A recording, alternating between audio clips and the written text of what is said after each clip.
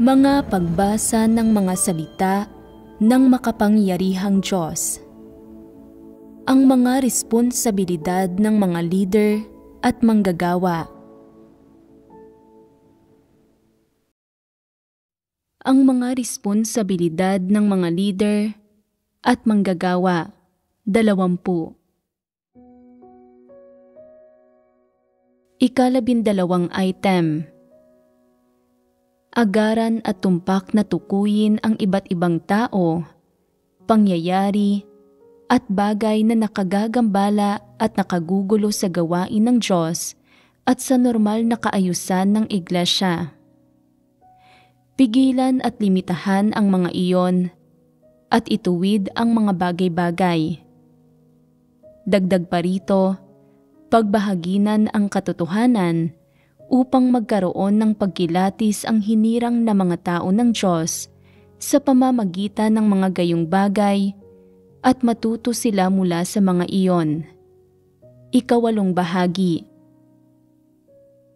Natapos na tayong magbahaginan sa ika-12 responsibilidad ng mga leader at manggagawa noong huling pagtitipon. Naikumpara na ba ninyo ang sarili ninyo sa nilalaman ng pagbabahaginang ito? Pinagbulay-bulayan na ba ninyo ang pagbabahaginang ito?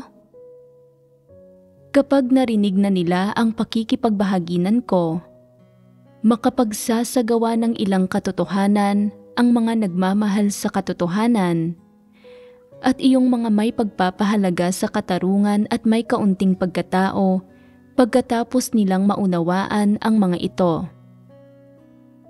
Una, kaya nilang itugma ang mga katotohanang nauunawaan nila sa sitwasyon nila.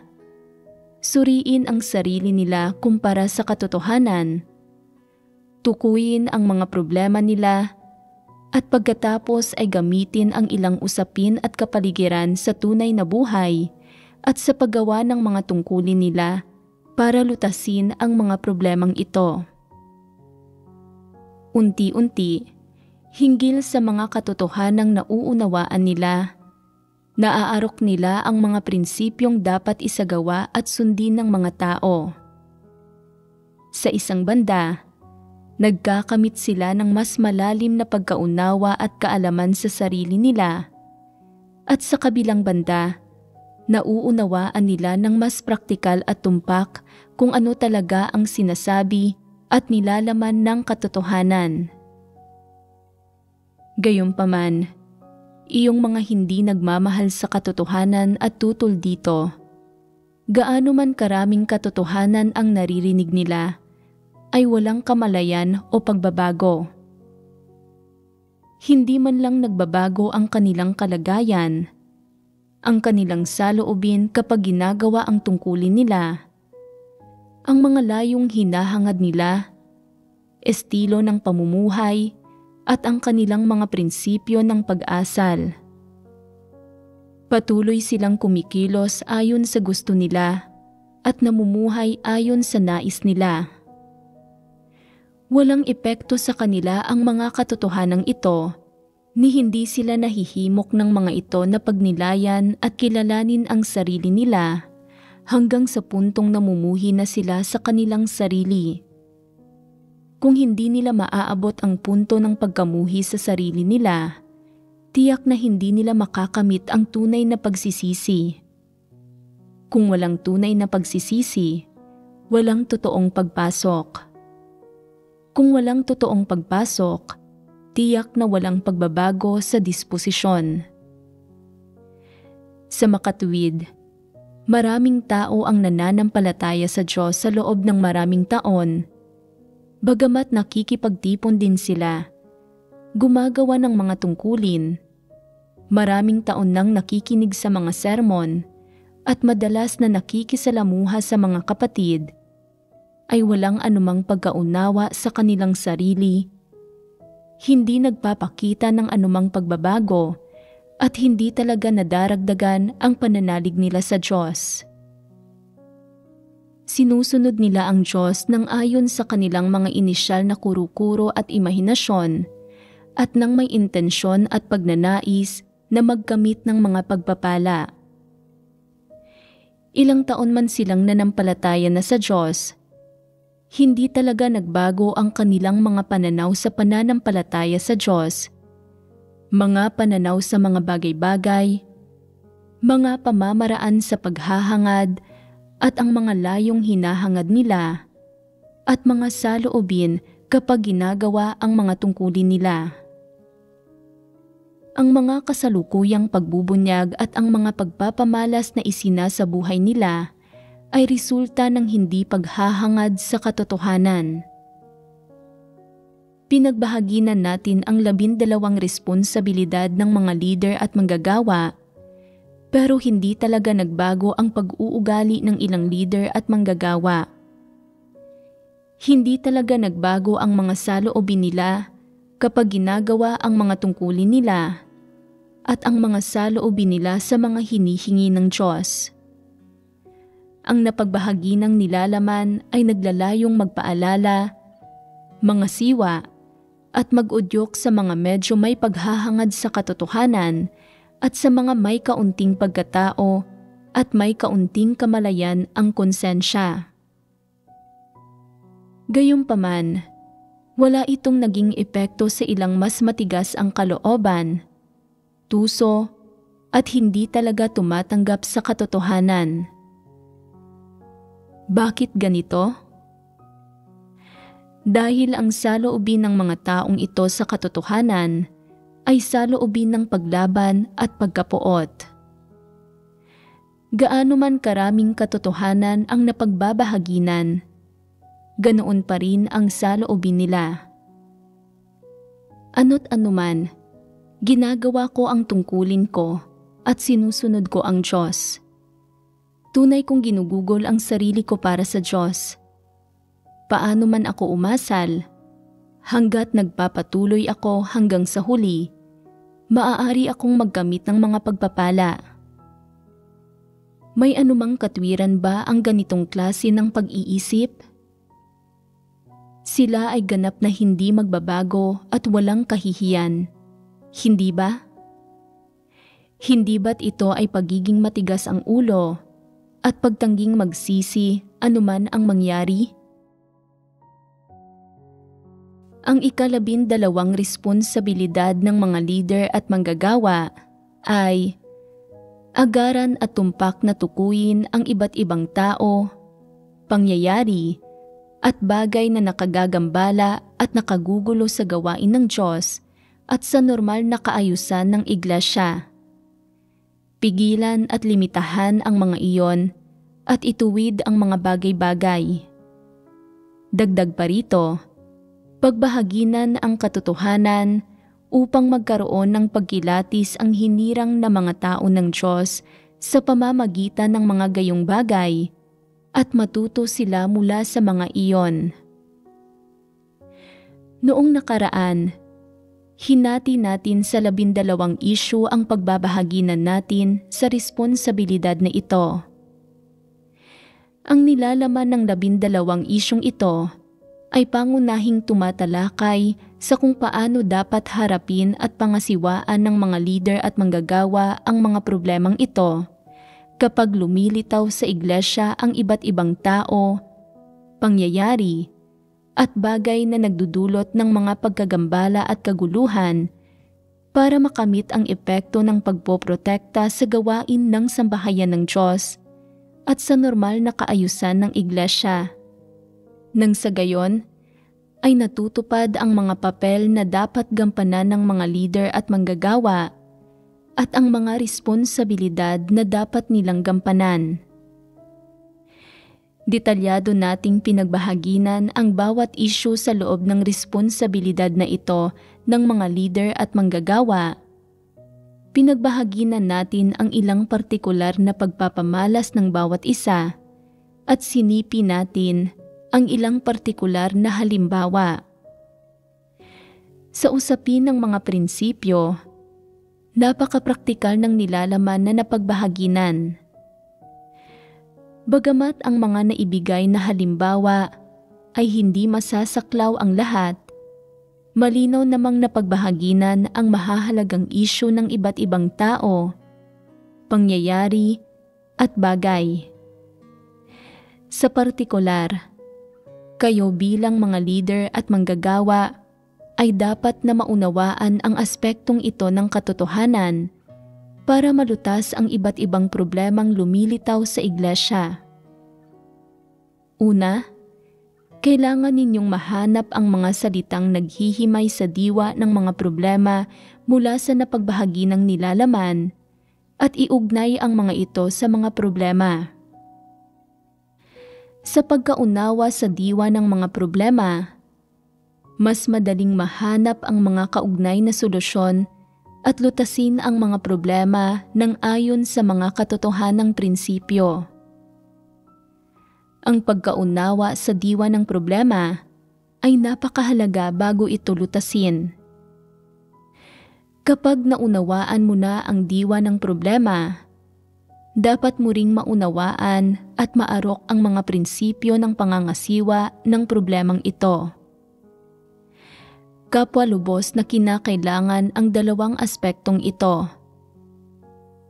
Ang isa ay ang diwa ng problema, at ang isa pa ay ang mga prinsipyo ng paglutas sa mga gayong problema.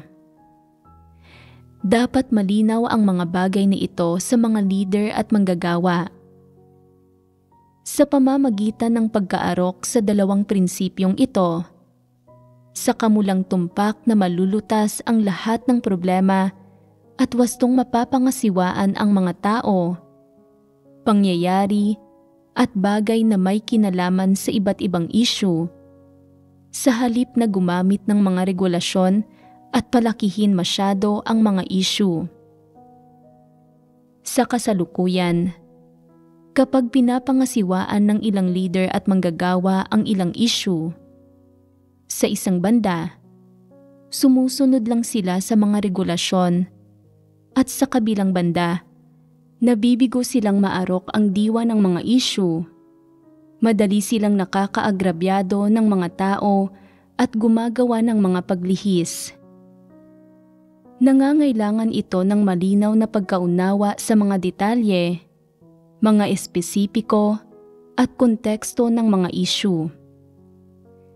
Dagdag pa rito, mahalagang tingnan ang palagiang pag-uugali ng isang tao para matukoy kung saang kategorya siya nabibilang.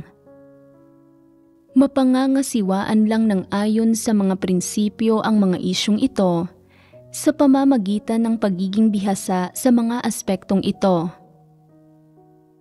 Ang ilang leader at manggagawa, kapag ginagawa ang gawain nila, ay ginagamitan lang ng regulasyon ang mga problema at masyadong pinapalaki ang mga ito, samantalang hindi nila makilatis ang aktwal na diwa ng mga taong sangkot. Kung mabubuti o masasamang tao ba ang mga ito, kung palagian ba ang pag-uugali ng mga ito o paminsan-minsan lang na pagsalangsang. Hindi nila makilatis ang mga aspektong ito, kaya malamang talaga na magkamali sila. Sa mga gayong kaso, kung makakapagbotohan sa iglesia, epektibo nitong maiiwasan ang ilang pagkakamali. Ang presensya ng mga paglihis at pagkakamaling ito sa gawain ng mga leader at manggagawa ay pinakamalinaw na makakapagbunyag sa kung may pagkilatis sila at kung napapangasiwaan nila ang mga usapin ng ayon sa mga prinsipyo. Ibinubunyag din ito kung may taglay na bang katotohanang realidad ang mga leader at manggagawa. Kung ang isang leader o manggagawa na maraming taon nang nananampalataya sa Diyos ay hindi kayang mangasiwa sa mga tunay na problemang ito, sapat na itong patunay na ang leader o manggagawang ito ay hindi isang tao na naghahangad sa katotohanan. Matapos maunawaan ang mga responsibilidad na dapat gampanan ng mga leader at manggagawa, ang mga prinsipyong dapat nilang sundin at ang saklaw ng gawain nila, dapat tayong bumalik sa tema ng yugtong ito ng pagbabahaginan. Paglalantad sa mga huwad na leader. Ito ang pangunahing paksa. Hinggil sa 12 responsibilidad ng mga leader at manggagawa, ang paksang pagbabahaginan natin ngayon ay ang mga bahagi kung saan pabaya ang mga huwad na leader sa responsibilidad nila at ang mga pagpapamalas nila ng hindi paggawa ng tunay na gawain. Una, basahin natin ang nilalaman ng 12 responsibilidad. 12 item. Agaran at tumpak na tukuyin ang iba't ibang tao, pangyayari at bagay na nakagagambala at nakagugulo sa gawain ng Diyos at sa normal na kaayusan ng iglesia. Pigilan at limitahan ang mga iyon at ituwid ang mga bagay-bagay. Dagdag pa rito, pagbahaginan ang katotohanan upang magkaroon ng pagkilatis ang hinirang ng mga tao ng Diyos sa pamamagitan ng mga gayong bagay at matuto sila mula sa mga iyon. Malinaw na binabanggit ng 12 responsibilidad ang 3 aspekto ng gawain na dapat maunawaan ng mga leader at manggagawa. Paano ito nauugnay sa paglalantad sa mga huwad na leader? Una, dapat nating maunawaan ang ilang responsibilidad ng mga leader at manggagawa sa gawaing ito. Pagkatapos, ikumpara natin kung tinupad ng mga huwad na leader ang mga responsibilidad na ito at kung ano ang mga pagpapamalas ng mga huwad na leader. Ang pagsukat sa kanila ayon sa pamantayang ito ay medyo tumpak. Tama iyan. Ang pagkilatis kung huwad na leader ba o hindi ang isang tao ay hindi ginagawa sa pamamagitan ng paggamit ng iyong mga mata para tingnan ang mukha niya at makita kung mabuti ba o masama ang mga katangian ng kanyang mukha. Ni hindi ito ginagawa sa pamamagitan ng pagtingin kung gaano siya mukhang nagdusa sa panlabas o kung gaano siya nagpakaabala. Bagkus, dapat mong tingnan kung natutupad ba niya ang mga responsibilidad ng mga leader at manggagawa at kung nagagamit ba niya ang katotohanan para lutasin ang mga tunay na problema. Ito lang ang tumpak na pamantayang magagamit para suriin siya. Ito ang prinsipyo ng paghihimay, pagkilatis, at pagtukoy kung huwad na leader ba ang isang tao. Sa ganitong paraan lang maaaring maging makatarungan ang pagsusuri, naaayon sa mga prinsipyo, alinsunod sa katotohanan, at patas para sa lahat. Ang pagsasalarawan na huwad na leader o huwad na manggagawa ang isang tao ay dapat batay sa sapat na mga katunayan. Hindi ito dapat batay sa 1 o 2 insidente o pagsalangsang, lalong hindi maaaring gamitin ang pansamantalang pagbubunyag ng katiwalian bilang batayan para dito. Ang tanging tumpak na mga pamantayan sa pagsasalarawan sa isang tao ay kung kaya ba niyang gumawa ng tunay na gawain at magawang gamitin ang katotohanan para lutasin ang mga problema. Gayon din kung siya ba ay isang tamang tao, kung siya ba ay isang taong nagmamahal sa katotohanan at nakakapagpasakop sa Diyos, at kung taglay ba niya ang gawain at kaliwanagan ng banal na espiritu.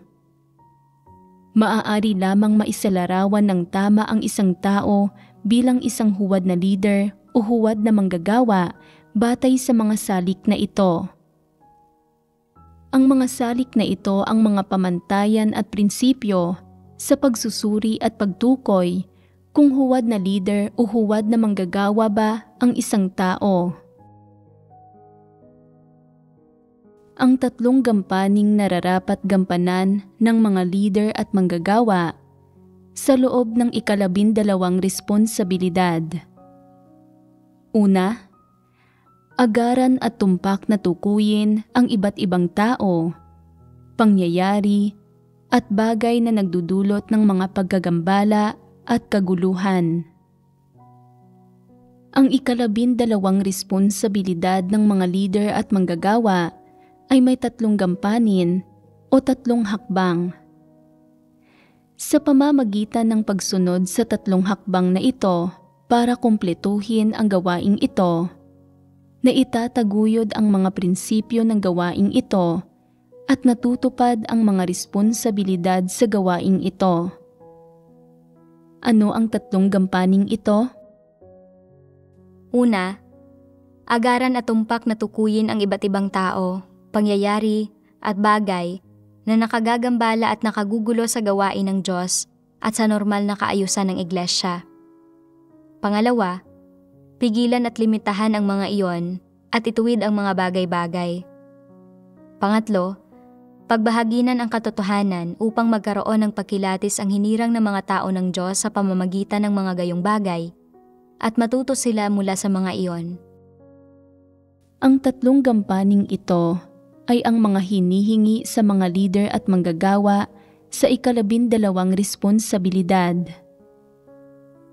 Bilang panimula, ang unang hinihingi sa mga leader at manggagawa ay agaran at tumpak na tukuyin ang iba't ibang tao, pangyayari, at bagay na nakagagambala at nakagugulo sa gawain ng Diyos at sa buhay iglesia. Ito ay para tukuyin ng agaran at tumpak, hindi para tumugon ng mabagal at di sensitibo, ni maglarawan ng bulag at walang ingat. Hindi katanggap-tanggap ang mga walang ingat na paglalarawan. Ang ilang leader at manggagawa, dahil sa kanilang mahinang kakayahan at magulong isipan, ay pinupungusan at sinisermonan ang mga tao ng walang ingat tungkol sa maliliit na usapin. Basta-bastang naglalarawan at bulag na tinutukoy ang mga bagay-bagay nang hindi sumusunod sa mga prinsipyo. Ang paggawa sa ganitong paraan ay paglabag sa mga katotohanang prinsipyo. Sa makatuwid, kahit papaano, ang mga leader at manggagawa sa sambahayan ng Diyos ay dapat makakilatis ng iba't ibang tao, pangyayari at bagay. Agaran at tumpak lang nilang matutukoy ang iba't ibang problemang lumilitaw sa iglesia kung may pagkilatis sila. Para makamit ang abilidad na makilatis ang iba't ibang tao, pangyayari at bagay, ano ang unang hinihingi? Una, kinakailangang maunawaan ang mga hinihingi ng Diyos sa iba't ibang klase ng tao, pati na rin sa kung paano tinutukoy ng Diyos ang iba't ibang tao at ang iba't ibang nagiging kalagayan nila. Bukod dito, mahalagang mahimay kung paano lumilitaw ang iba't ibang negatibong kalagayan at kung ano ang mga ugat ng mga ito. Dagdag pa rito, kailangang maunawaan ng isang tao ang epekto ng iba't ibang tao, pangyayari, at bagay sa gawain ng Diyos at sa normal na kaayusan ng iglesia. Ano ang batayan sa pagtugon sa mga kondisyong ito? Anong gawain ang unang dapat isagawa ng mga leader at manggagawa? Kung ang mga leader at manggagawa ay palaging mataas ang tingin sa sarili, kumikilos na parang mga burokrata at hindi nakikisalamuha sa mga kapatid, hindi inaarok ang iba't ibang kalagayan ng mga kapatid, hindi malapit na nakikipag-ugnayan sa iba't ibang klase ng tao, at walang detalyadong obserbasyon at malalim na pagkaunawa sa mga ito, katanggap-tanggap ba ito? Tiyak na hindi ito katanggap-tanggap. Ang ilang leader at manggagawa ay madalas na nagtatago sa kanilang silid, ginagamit ang espiritual na debosyon at pagsusulat ng mga artikulo ng patotoong batay sa karanasan bilang mga dahilan para baliwalain at hindi arukin ang gawain ng iglesia. Sa panlabas, tila nag-aasikaso sila ng mga usapin ng iglesia habang nagtatago sa silid nila. Pero sa katunayan, ihiniwalay na nila ang sarili nila mula sa gawain ng iglesia at sa hinirang na mga tao ng Diyos. Malulutas ba ng ganitong pamamaraan ng paggawa ang mga problemang umiiral sa iba't ibang item ng gawain ng iglesia? Matutulungan ba nito ang hinirang na mga tao ng Diyos na magawa ng maayos ang mga tungkulin nila? Kapag nagtatago sila sa kanilang silid para magsulat ng mga artikulo ng patotoo, nararanasan ba nila ang gawain ng Diyos? Sa makatwid, hindi angkop ang pamamaraang ito. Ayon sa 12 responsibilidad, ang unang gampanin ng mga leader at manggagawa ay agarang tukuyin ang iba't ibang tao, pangyayari, at bagay na nakagagambala at nakagugulo sa gawain ng iglesia batay sa mga salita ng Diyos at sa katotohanang prinsipyo. Tinatanong ng ilang tao, kaya ba malalim na pinalalahok sa buhay iglesia ang mga leader at manggagawa para lang agaran at tumpak nilang matukoy ang mga tao, pangyayari, at bagay na nagdudulot ng mga kaguluhan at paggagambala? Tama ba ang pagkaarok na ito? Isa itong baluktot na pagkaarok. Ang mga leader at manggagawa ay dapat na may tamang saloobin at pamamaraan sa gawain nila, at dapat din silang malapit na makipag-ugnayan sa mga nasa ibaba. Sa ganitong paraan lang nila agaran at tumpak na matutukoy at malulutas ang mga problema. Kung hindi sila malapit na makikipag-ugnayan sa mga nasa ibaba at hindi mamumuhay kasama ang hinirang na mga tao ng Diyos, magiging napakahirap na tukuyin ang lahat ng problema sa gawain ng iglesia. Kung malulutas lang nila ang ilang problema, pagkatapos na mag-ulat at maghanap ng mga solusyon ang mga tao, magiging napakalimitado ng epekto ng gawaing ito. Ang pinakamaling pamamaraan ng paggawa ng mga leader at manggagawa ay ang bumukod at gumawa ng nakahiwalay sa iba, tulad ng mga sinaunang iskolar na ganap na ginugol ang sarili nila sa pag-aaral ng mga aklat ng mga pantas at hindi nagbigay pansin sa mga panlabas na usapin. Hindi katanggap-tanggap ang ganitong saloobin at estilo ng pamumuhay para sa mga leader at manggagawa. Nagsosolo ka sa kwarto mo, nakikinig sa mga sermon, nagbabasa ng mga salita ng Diyos, nagsusulat ng mga tala tungkol sa espiritual na debosyon, at nagsusulat ng mga sermon, pero ang pagkakamit ba ng kaunting doktrina at salita ay nangangahulugang nauunawaan mo ang katotohanan? Nangangahulugan ba ito na nauunawaan mo ang mga aktwal na sitwasyon at mga totoong kalagayan ng mga tao na nailantad ng katotohanan? Hindi. Kaya, bagamat ang buhay ng espiritual na debosyon ay mahalaga sa gawain ng mga leader at manggagawa, ang pinakamahalagang bagay ay ang magkaroon ng mga tamang pamamaraan sa paggawa at tamang estilo ng pamumuhay. Ikalawa, agarang pagpipigil at paglilimita sa masasamang tao. Ang ikalawang hinihingi sa mga leader at manggagawa na nakabalangkas sa 12 responsibilidad ay nakapag natukoy nila ang iba't ibang tao, pangyayari, at bagay na nakakagambala at nakakagulo sa gawain ng iglesia, dapat agaran at tumpak silang makagawa ng mga paghuhusga.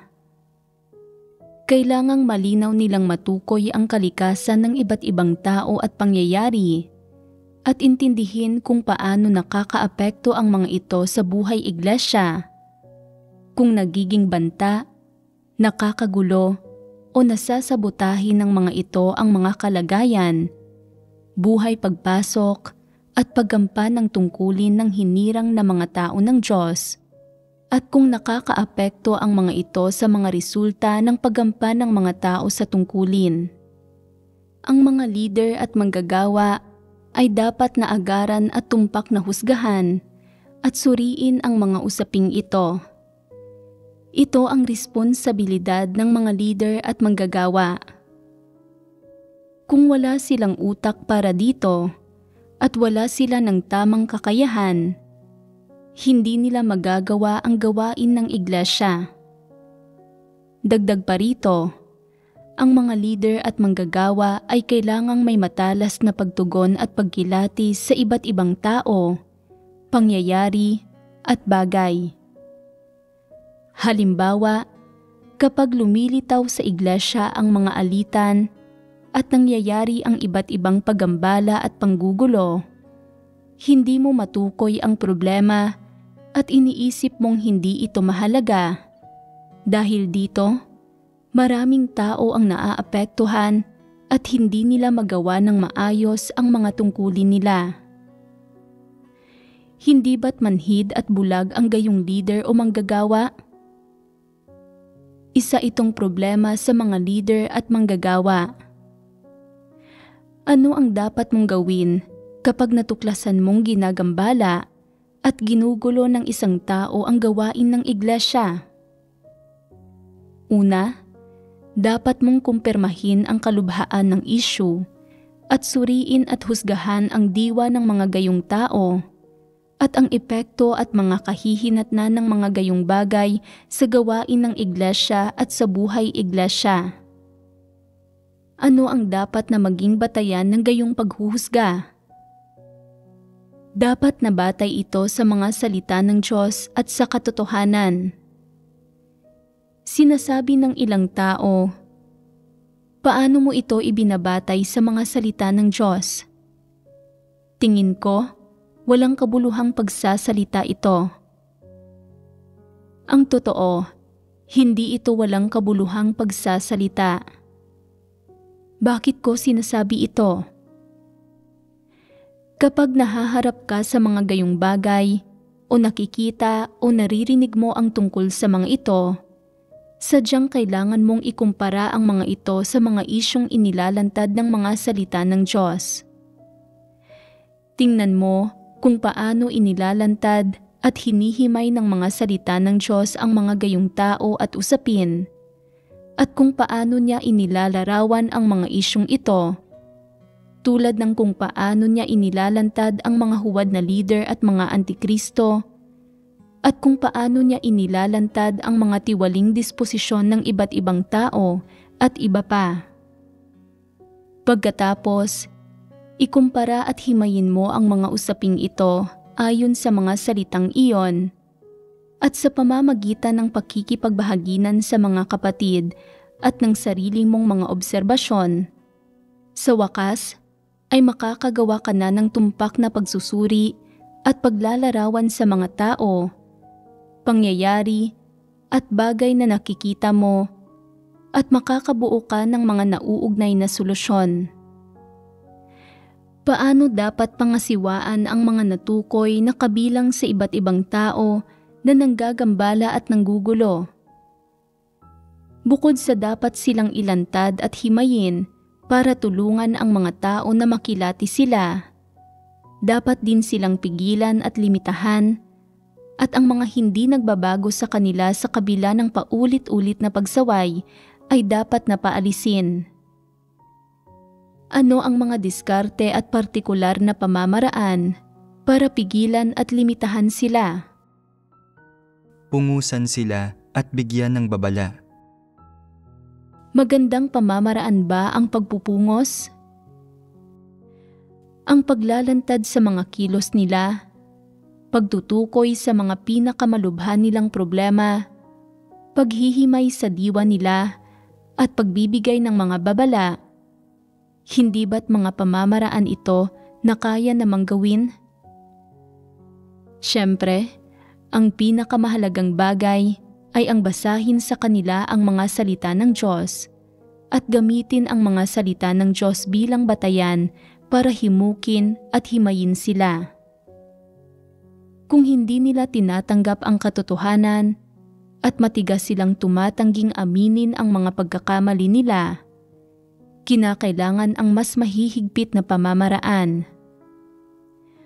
Una, bigyan sila ng babala. Pagkatapos, gamitin ang mga atas administratibo ng iglesia para limitahan sila.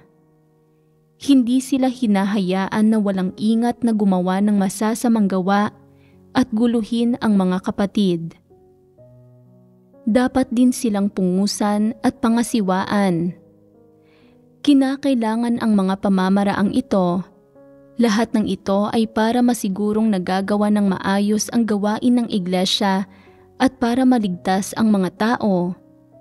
Ginagabayan sila patungo sa tamang landas. Ang paggamit sa mga pamamaraang ito ay tiyak na magkakamit ng magagandang resulta.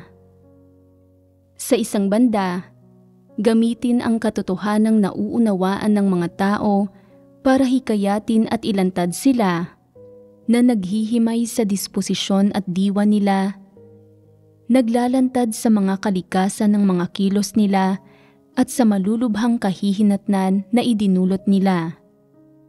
Ito ang pinakamaliit na pwedeng gawin ng mga tao.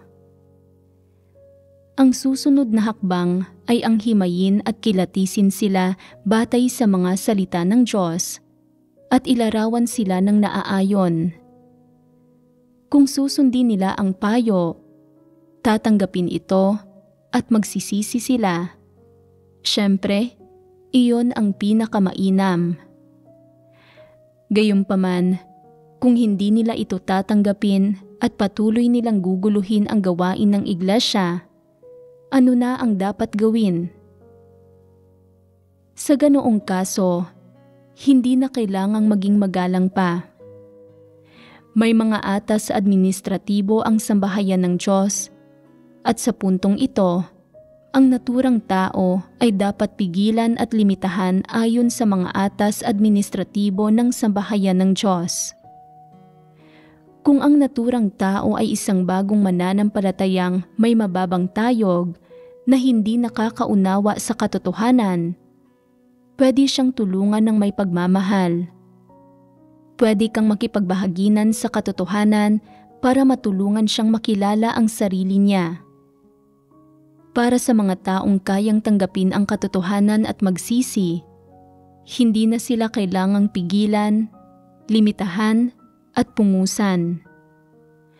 Kung hindi nila tinatanggap ang katotohanan, hindi ito isang usapin ng pagkakaroon ng mababaw na pundasyon o mababang tayog at hindi pagkaunawa sa katotohanan. Isa itong problema sa pagkatao nila. Para sa mga gayong tao, ang mga administratibong pamamahala at administratibong kaparusahan ang dapat gamitin para pigilan at limitahan sila.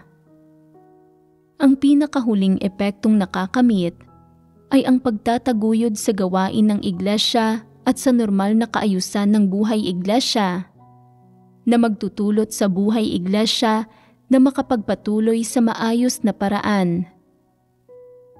Tinatawag itong pagtutuwid sa mga bagay-bagay at ito ang epektong dapat makamit ng mga leader at manggagawa sa gawain nila.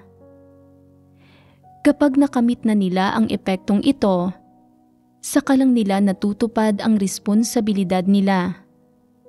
Kung babaliwalain ng mga leader at manggagawa ang anumang mga problemang lumilitaw, tumutugon lang ng pabasta-basta gamit ang ilang salita at doktrina, o sinasaway at pinupungusan sa isang simpleng paraan at gamit lang ang kaunting salita, iyong mga nanggagambala at nanggugulo sa gawain ng iglesia, malulutas ba nito ang problema? Bukod sa nabibigo nitong malutas ang problema, humahantong din ito sa mas malaking kaguluhan sa iglesia. Karamihan ng tao ay nawawala ng ganang gawin ang mga tungkulin nila at nagugulo sila sa magkakaibang antas na nakakaapekto sa paggampan nila ng tungkulin. Natupad ba ng mga gayong leader at manggagawa ang responsibilidad nila? Ipinapakita nito na walang kakayahan ang mga leader at manggagawang ito sa gawain nila.